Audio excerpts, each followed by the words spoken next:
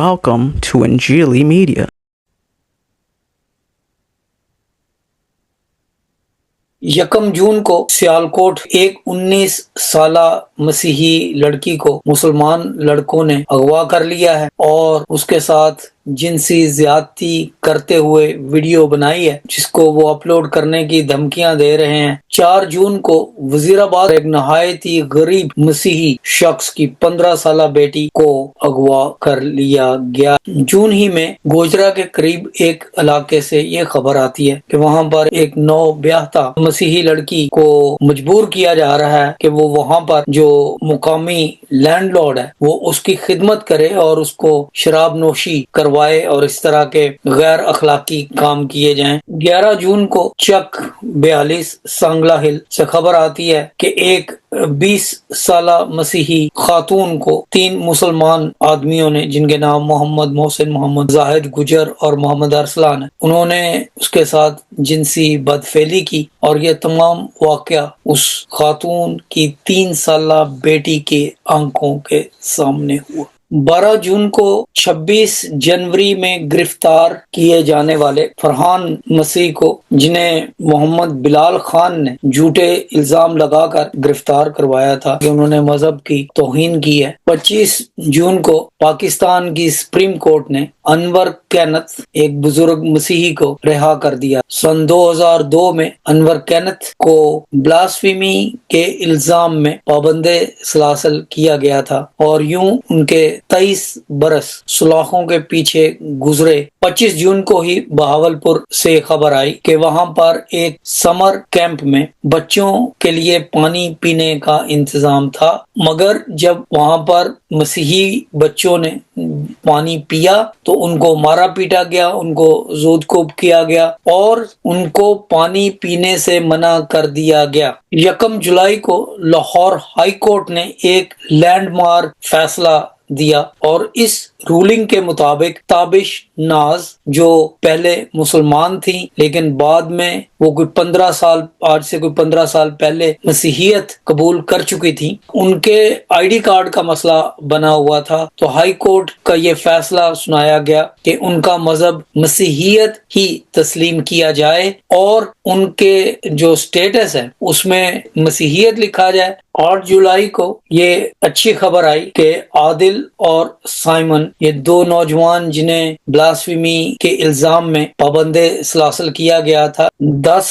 جولائی کو Newcastle Christian network NCC، جس کے بانی جناب سیمسن جاوید صاحب ہیں، 7 سال مکمل کر لیے۔ 16 جولائی کو Palace of Westminster London Parliament House میں پاکستانی بیک گراؤنڈ کے مسیحیوں کا ایک بہت بڑا اجلاس ہوا۔ وہاں پر مسیحیوں کے جو مسائل پاکستان میں اور UK میں ہیں ان پر بحث بھی کی گئی اور ان کے متعلق سوچ و بچار کرنے کے لیے کچھ آئندہ کے لیے لائحہ عمل بھی تیار کیا گیا۔ 19 جولائی کو لاہور سے خبر آئی کہ ایک مقامی مسلمان سنور علی نے ایک مسیحی شخص عامر مسیح کو الزام لگا کر قانون کے حوالے کرنے کی کوشش کی اور الزام کی نوعیت یہ تھی کہ اس مسیحی شخص نے بلاسفیمی کی ہے، لیکن بعد میں جب تحقیق کی گئی تو پتہ چلا کہ یہ تمام معاملہ ان کی اپنی ذاتی رنجشوں کا تھا اور اس میں کوئی ایسی بات نہیں تھی۔ 26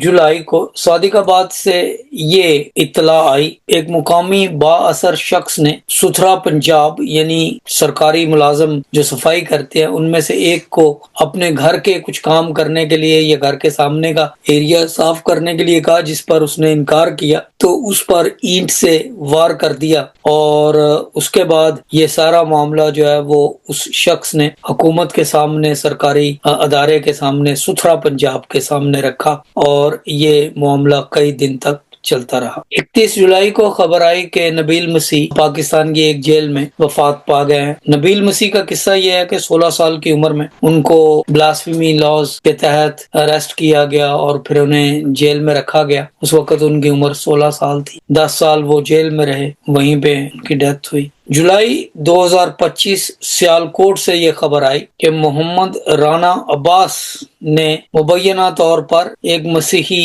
بوٹا مسیح مزدور کو گولی مار کر شہید کر دیا۔ 13 सितंबर को ये खबर आई कि एक मसीही पेंटर 4 बेटियों का बाप उसको कत्ल करके एक गंदगी के ढेर पर उसकी लाश फेंक दी गई है। 23 सितंबर को इतला आई कि वहाड़ी से एक आरिफ मसीह शख्स 32 साल को 6-7 लोगों ने बड़ी बेदर्दी से मार मार कर कत्ल कर दिया। 21 सितंबर को पास्टर कामरान नाज पर गोलियां बरसाई गईं। 27 सितंबर को national commission for justice and piece NCJP ने एक रिपोर्ट शाया की जिसका नाम था होप बिहाइंड बार्स। इसमें ये बात साबित की गई शवाहिद के साथ कि जो कैदी अकलियतों से ताल्लुक रखते हैं, यानी कि हिंदू, सिख, मसीही और दीगर अकलियती बरादरियों से ताल्लुक रखने वाले कैदियों के साथ सुलाहों के पीछे भी मुतअस्सिबाना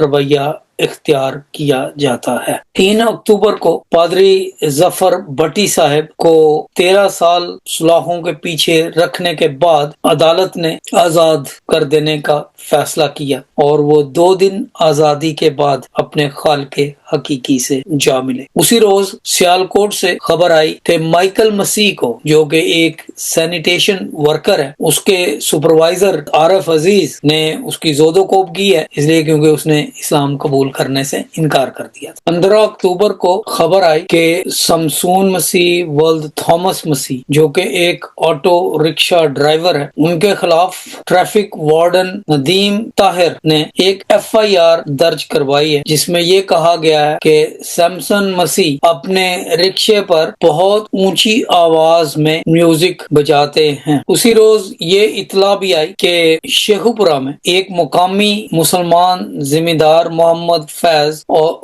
फयाज और उनके साथियों ने मिलकर एक मसीही शख्स जिसका नाम जुल्फकार मसीह था, उसे सुरमेदानी गांव, वहां से पहले उसके माल मुआशी उससे छीने और फिर उसे घर से निकाल दिया। 17 अक्टूबर को बहावलपुर के सिविल जज अनाम यूनुस ने ये हुक्म जारी किया कि 22 साला राहुल मसीह को उसके सही नाम और सही मजहब की शनाख्त के साथ उसका शनाख्ती कार्ड बना के दिया जाए। अक्टूबर 24 को पाकिस्तान के इलाके कसूर से खबर आई कि एक 12 साला बच्चा जिसका नाम सैमुअल था, वो गली में खेलते किसी मुसलमान साथी के साथ छोटी सी रंजिश की वजह से लड़ पड़ा और उसके बाद उसको पकड़कर जेल में डाल दिया गया और उसके ऊपर जो इल्जाम लगाए गए वो बड़े मजहबी नौयत के थे। 25 अक्टूबर को एक शख्स नुमान मसीह जो गुजरात का रहने वाला था, उस पर यह इल्जाम लगाया गया कि वो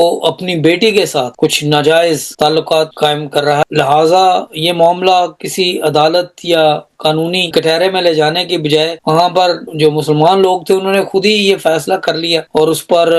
हमला कर दिया। हालांकि वो बच्ची रोती रही, शोर मचाती रही कि नहीं, मेरे वालिद साहब जो है, मेरे अबू है, वो कोई ऐसी हरकत नहीं करते, लेकिन इसके बावजूद उसको बच्चों के सामने मारा पीटा गया। 23 अक्टूबर को हाफिजाबाद से ये इतला आई कि वहाँ पर 3 मुसलमान नौजवानों ने, जिनका नाम सुहेल, हारून और समी है, एक 15 साल मसीही बच्ची को गन पॉइंट पर रेप किया। 27 अक्टूबर गुजरांवाला फतोमंड से ये खबर आई कि एक मसीही बेटी कॉलेज जाया करती थी जब, तो उसको कुछ मुसलमान लड़के, उबाश लड़के तंग किया करते थे, छेड़ा करते थे, ताने तिश्ने दिया करते थे। तो जब उनको रोका गया तो उन्होंने वहां पे जो लोकल चर्च था उसको तोड़ फोड़ करने की कोशिश की और उसको बहुत ज्यादा नुकसान पहुंचाने की कोशिश की। 30 अक्टूबर को बताया गया कि नौशहरा विरका में एक मसीही शख्स जिसका नाम पलूस रसूल मसीह है, 4 बच्चों का बाप है, उसकी बीवी को परवेज अहमद एक मकामी मुसलमान ने, जो कि भट्टों के कारोबार करता था, भट्टों का मालिक था, उसने अगवा कर लिया और इल्जाम ये लगाया कि उसने यानी पलूस ने उसके भाई को अगवा किया हुआ है और जब तक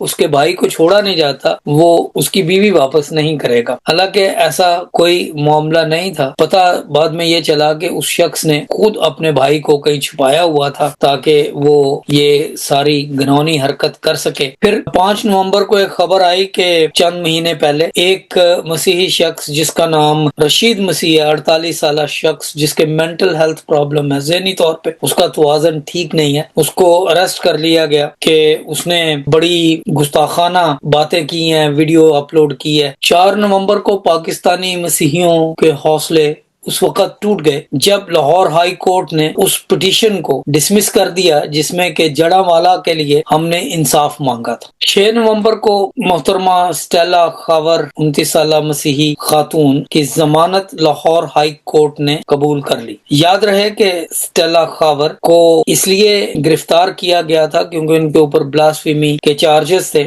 7 نومبر کو ایک نابینا مسیحی شخص کو اس کے ساتھی کارکن ٹوٹ پڑتے ہیں کہ انہوں نے گستاخی کی ہے۔ 8 نومبر سرگودا سے یہ خبر آتی ہے کہ ہارون شہزاد 49 سالہ مسیحی شخص جس کو توہین مذہب کے قوانین کے تحت گرفتار کیا گیا تھا اور جو جون 2023 سے سلاخوں کے پیچھے تھے اس لیے کیونکہ انہوں نے بائبل مقدس کا ایک حوالہ پہلا کرنتھیوں 10 باب 18 سے 22 آیات تک اس کو فیس بک پر شیئر کیا تھا، اور اس کے بعد یہ ہوا کہ بہت سے مسلمان لوگوں نے ان کے اوپر توہین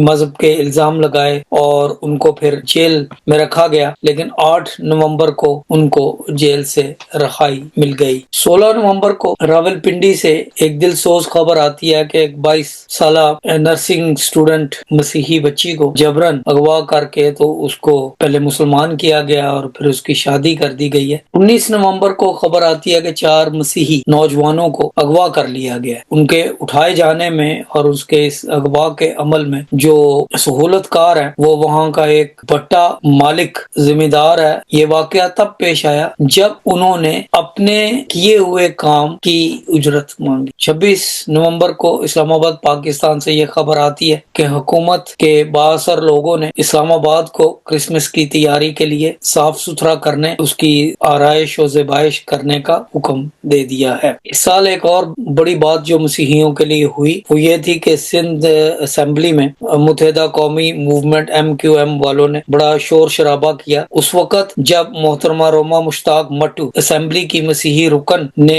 اپنی تقریر کا آغاز کیا کہ میں شروع کرتی ہوں خداوند یسوع مسیح کے بابرکت نام سے جو خدا کا بیٹا ہے، تو وہاں پر ہنگامہ اٹھ کھڑا ہوا خاص طور پر MQM کی طرف سے کہ یہ سب جو ہے یہ کفر ہے، حالانکہ وہ وہاں پر بطور مسیحی رہنما تھی اور وہ اپنا عقیدہ بیان کر رہی تھی، اس میں کفر یا کسی کی دل آزاری کا مسئلہ نہیں ہے۔ سن 2025 انٹرنیشنل اشاریوں میں پاکستان کے لیے بہت اہم رہا۔ یہاں پر ہم صرف ایک بات کا ذکر کریں گے اور وہ یہ ہے کہ اوپن ڈورز تنظیم کی رپورٹ کے مطابق، open doors 2025 world watch list کے مطابق مسیحیوں کے لیے جن ممالک میں رہنا مشکل ہے اس فہرست میں پاکستان 8ویں نمبر پر رہا۔ 2 دسمبر کو پاکستان سے یہ خوش آئند خبر آئی کہ پاکستان کی پارلیمنٹ نے اپنے جوائنٹ سیشن میں بالآخر وہ بل منظور کر لیا ہے جسے national commission for minorities rights bill کہا جاتا ہے۔ اس کے بعد سطح ہموار ہو گئی ہے تاکہ ایک ایسی کمیشن بنائی جائے جس کا مقصد پاکستان میں مائنورٹیز کے رائٹس کا تحفظ کرنا ہو۔ یاد رہے کہ یہ بل دراصل جون 2014 کو اس وقت پاکستان کے چیف جسٹس تصدق حسین جیلانی صاحب نے حکم دیا تھا کہ پاکستان میں اس ایسا کمیشن بنایا جائے جو کہ مائنورٹیز کے حقوق کی پاسداری اور حفاظت کر سکے۔ یہ فیصلہ اس وقت سنایا گیا تھا جب پشاور میں 2 ستمبر 2013 اتوار کے روز ٹوین چرچز پر خودکش حملہ ہوا جس میں 127 سے زائد عبادت گزار وہاں پر موقع پر شہید ہو گئے اور 200 سے زیادہ زخمی ہوئے۔ ان واقعات کے بعد یہ کمیشن بنانے کا فیصلہ چیف جسٹس تصدق حسین جیلانی نے دیا تھا، مگر 10 سال گزر جانے کے بعد بھی یہ کمیشن نہ بنایا جا سکا۔ 2 دسمبر کو یہ جب کمیشن کا بل پاس ہوا تو پوری مسیحی برادری میں اور پوری قوم میں خوشی کی لہر دوڑ گئی۔ پاکستانی نصابی کتابوں میں مسیحیت اور دیگر مذاہب کے بارے میں بہت کچھ منفی بیان کیا جاتا ہے، لہٰذا یہ جو نیا religious text books for minorities کی جو کاوش کی جا رہی ہے 2025 میں، ہم اس کی قدر کرتے ہیں اور اس کو ویلکم کہتے ہیں۔ اب آتے ہیں ہم کرسمس کی طرف۔ اس سال جیسے ہم نے اس ریویو میں دیکھا کہ مسیحیوں کے لیے بہت سی بری خبریں بھی آئیں لیکن اچھی خبریں بھی آتی رہیں، اور اب یہ ہے کہ کرسمس کے حوالے سے ہمیں یہ خوشی ہے کہ محترمہ Maryam Nawaz chief minister of Punjab نے اس سال پاکستان میں اور خاص طور پر لاہور پنجاب میں کرسمس کی جو سج دج بنائی ہے اور 42 فٹ اونچا کرسمس ٹری لگایا ہے، وہاں پہ جو کرسمس کے حوالے سے بچوں کے لیے پارک سجائے گئے، ہم ان کا بہت بہت شکریہ ادا کرتے ہیں۔ اس سال ہمارے آرمی چیف صاحب بھی راولپنڈی کے کرائسٹ چرچ میں عبادت کے لیے گئے، اور اس طرح سے بہت سی جگہوں پر کرسمس کے تقدس اور کرسمس کی عبادات اور کرسمس کی سیلیبریشنز کا انتظام ہوا۔ انجیلی میڈیا کی طرف سے آپ سب کو belated merry Christmas and a happy new year 2026۔ God bless you. Thanks for watching.